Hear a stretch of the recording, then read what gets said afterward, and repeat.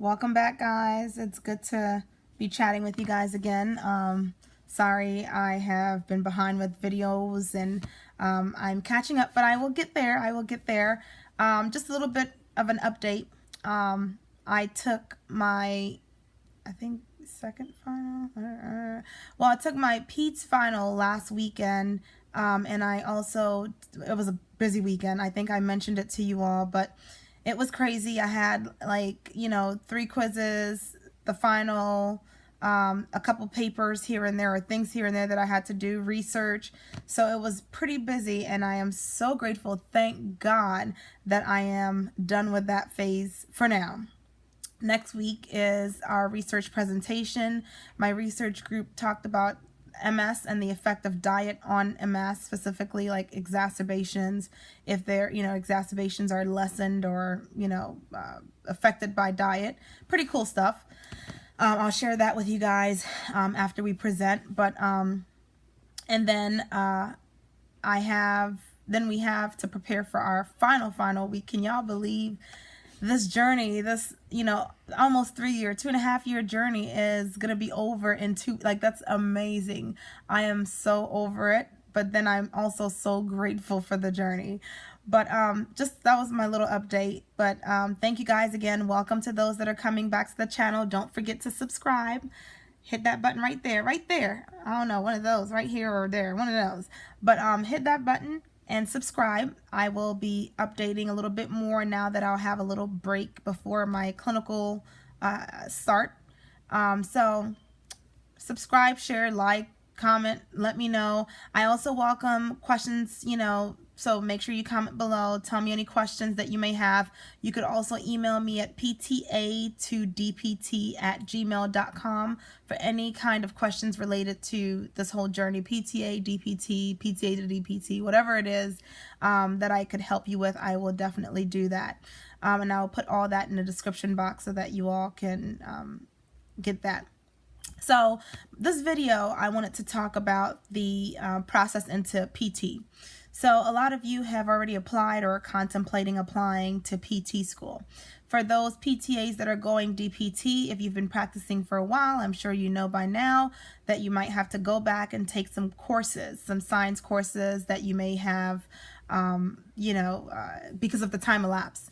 So make sure that that's completed. For those of you that are applying fresh to DPT, make sure that all your prerequisites, at least all, are completed by the time that you apply. Some schools will take you, even though your prerequisites might not be complete per se, but with the understanding or mutual understanding that, or agreement that, your prerequisites should be completed within the first semester or a year. One of the schools, University of Texas Health Science San Antonio, that I had initially applied to this cycle before getting into this program, did that. So I thought that was pretty cool, but then it could be also pretty stressful because you're juggling your graduate classwork, your specific DPT coursework with prerequisites, general studies, sciences, and all that.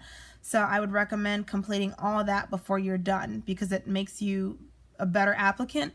And especially those applying through PT CAS, it's they shoot out a specific report to those that are reviewing the applications, and it complete versus not complete profile. Of course they're going to choose the complete because it tells them that all the criteria has been met, and then they can make their decision from there. So I would urge you all to do that.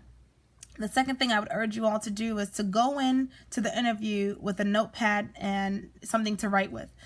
Simply because it makes you look professional. It makes you also capture questions that you may have in the midst of the interview.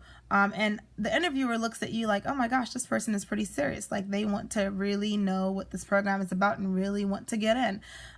So take your notepads, take as many notes as you can. And I encourage people to always ask questions. Sometimes the interviewer towards the end typically would close with, if do you have any questions that I could answer? Ask questions because it shows them your engagement and it shows them your interest. Of course, questions that make sense. I mean, as they say, there's no dumb question, but then in an interview process, you want to come correct. So make sure that you ask any questions related to the culture of the program, related to how the semesters progress. It shows them a level of seriousness, if you will. So that's one. Another one is, as soon as you leave the interview, make sure that you write a thank you note. The reason is the thank you note shows not just appreciation for them considering or calling you for an interview, but it also shows professionalism. Simple things in life, it's not recommended, but I think that it does make a difference. That if you build that rapport or show that respect or show that appreciation, the interviewer looks at it like, wow, this person is pretty interesting.